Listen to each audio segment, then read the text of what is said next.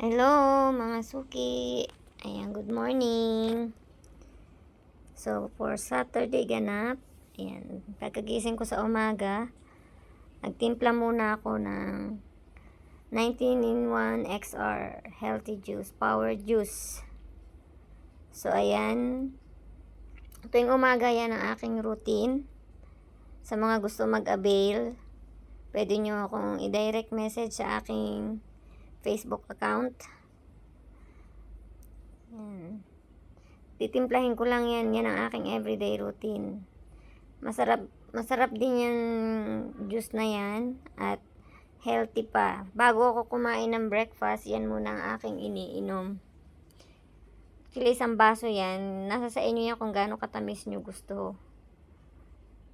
Hati kami ni Habi dyan. So, pag si Habi ay pumasok sa trabaho, umiinom muna ako nyan. Tinitira ko sa kanya yung half. Basta araw-araw tuwing umaga, pagkagising, yan muna. Dahil Sabado yan, wala akong pasok dyan. So, tanghali na ako nagising dyan. Kaya, mga 10 o'clock na yata ako nagising dyan. Yun, tinabi ko yung half sa, sa ref. Para pagdating ni Habi, pwede niya inumin. Tapos, ayan, after 30 minutes, saka pa lang ako magbe-breakfast. So, ayan, breakfast ko dyan. Yan yung tira naming kambing curry. Binili namin kumain kami sa restaurant, hindi namin naubos. So, yun ang breakfast ko dyan. Tsaka yung roti naan. Yung roti naan ay yung traditional na pagkain dito sa Malaysia. Pagkain ng mga Arabic, mga Muslim, ayan. Basta traditional yan. So, yan ang kapartner ng aking kambing at saka yung tira ni Habi na tetarik. Ayan. So, yan lang. Yan, pinas forward ko na yan ng aking pagkain dahil medyo mahaba-haba itong video. So, kukwentuhan ko muna kayo, bilang isang OFW at isang online seller, hindi madali at talagang sobrang nakakapagod. Pero, tuloy lang kasi kailangan nating makasurvive sa araw-araw at higit sa lahat, makaipon para hindi naman habang buhay ay OFW tayo. Para sa mga katulad kong OFW, na nangangarap na makauwi sa ating bansa, makapag for good, pero hindi magawa dahil kulang pa sa ipon, wala pang sapat na ipon, wala pang budget. Tuloy lang natin. Huwag tayong mawawala ng pag-asa. Ako bilang OFW, unang dating ko dito, sabi ko 1 year lang ako. Pag nakaipon ako, uuwi na ako. Pero hanggang ngayon, nandito pa rin ako. Bakit? Dahil dito, bilang isang OFW, ay lagi tayong makakahawak ng pera kada sa sahod natin. Although hindi naman lagi ay merong matitira. Pero maibibigay natin yung pangangailangan ng pamilya natin sa Pilipinas. At yung sinasahod natin dito ay hindi natin kayang kitain sa Pilipinas. Siguro hindi lahat ng OFW ay merong ganong kalaking kinikita katulad ng kinikita ko sa ngayon. Pero nagsimula rin ako sa maliit ang kita. At nagsikap ako na makapagtayo kahit na konting negosyo bilang sideline, bilang OFW. Pagkagaling ko sa trabaho ay sinusubukan ko mag-online selling. Nung una, year 2020 ako nag-umpisa mag online selling. Nung una, walang pumapansin sa paninda ko kasi hindi nila ako kilala. Syempre, ang customer ay i-check ka nila kung ikaw ba ay legit, kung ikaw ba ay mapagkakatiwalaan. Di syempre, ang customer hindi yan basta-basta magtitiwala sa'yo.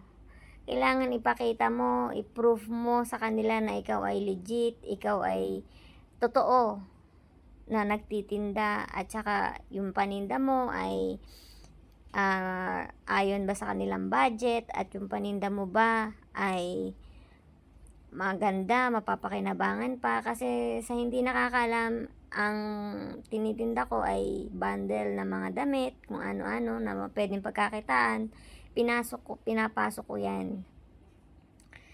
So 2020, siguro mga ilang buwan, nagsimula lang ako sa isang bundle.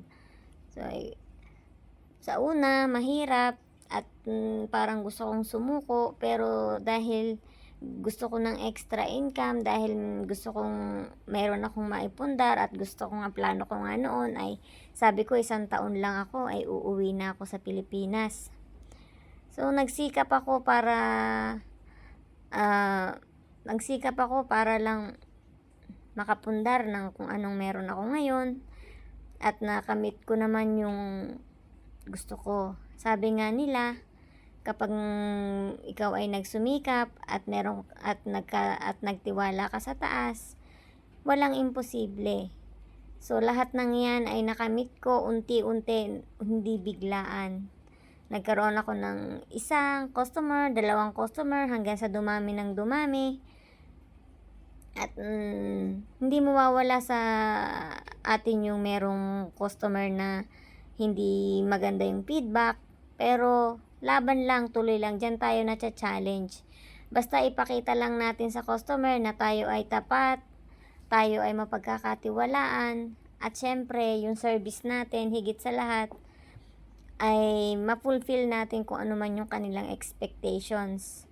Yung mga nagko-complain, okay lang yan, parte yan ng negosyo. Yung mga malalaking kumpanya nga nagkakaroon ng flaws. Tayo pa kaya na small time online seller lang, at saka higit sa lahat, ang ating tinitinda ay bundle. So yan ang lagi kong ipinapaunawa sa ating mga customer, although yung ibang customer ay high expectation sa ating paninda. So wala tayong magagawa doon. Sabi nga nila, hindi natin mapiplease lahat ng tao sa kung ano man ang gustuhin natin sa kanila, di ba? Basta tayo lang mga online seller, laban lang. Eto, balik na tayo sa aking ginagawa. After ko sa pag-inom at pagkain ng breakfast, ayan, linis time naman tayo sa sarili nating bahay. So ito, kapag wala tayong ginagawa, ayan, linis-linis lang. Actually, kahit pagod na ako, gusto kong magpahinga, kahit dahil walang trabaho. Pero hindi tayo pwedeng magpahinga, hindi tayo pwedeng mapagod. Siyempre, nagtatrabaho tayo sa ibang bahay, kailangan yung bahay din natin, linisin din natin. Aba, alangan naman bahay, nagtatrabaho tayo sa ibang bahay, tapos yung bahay natin ay nanggigitata. So, hindi naman maganda yan. So, ayan, mahilig nga pala ako sa halaman. So, nakikita nyo, ayan, magdidilig ako ng halaman dyan. Although, hindi ko na nga siya masyadong naaasikaso dahil nga sa umaga, nagtatrabaho ako hanggang gabi. Ang pasok ko dito nga pala ay 2:00 hanggang 8:00 ng gabi. Consider part-timer lang ako, pero yung kinikita ko ay masasabi kong hindi ko kayang kitain sa Pilipinas dahil per hour ang bayad sa akin dito. Kaya kahit mahirap, mas gugustuhin ko pa rin dito sa ibang bansa, kasi ang kita namin dito ay binabayaran kada oras. Hindi katulad sa Pilipinas, maghapon ka ng pagod na pagod sa trabaho, pero yung kita mo ay hindi pa sasapat sa buong pamilya mo sa isang araw. Basta katulad lang ng sinabi ko kanina, laban lang hanggang may pag-asa, hanggang may buhay, may pag-asa. So wag tayong mawawala ng pag-asa, at manalig lang tayo sa taas, at balang araw, kung ano man yung minimithi natin, ay makakamit natin. So, laban lang ng laban. So, hanggang dito na lang. Salamat sa inyong pakikinig at panonood na sa aking video. Bye-bye!